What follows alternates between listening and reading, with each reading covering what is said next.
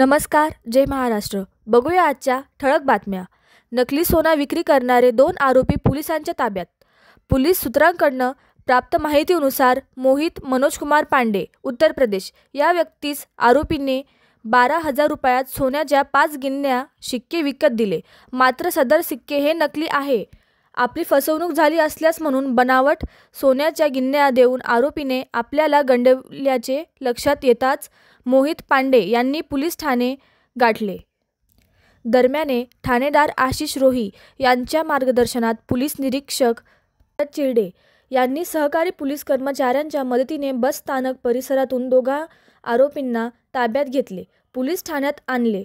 त्यांच्याकडून बनावट सोन्याच्या 852 गिन्या जप्त करण्यात आल्या असून माहिती मनोजकुमार पांडे यांच्या फिर्यादीवरून पोलिसांनी देवानंद बबन पवार व विजय भोसले यांच्या विरोधात फसवणुकीचा गुन्हा दाखल केला व त्यांना अटक केले।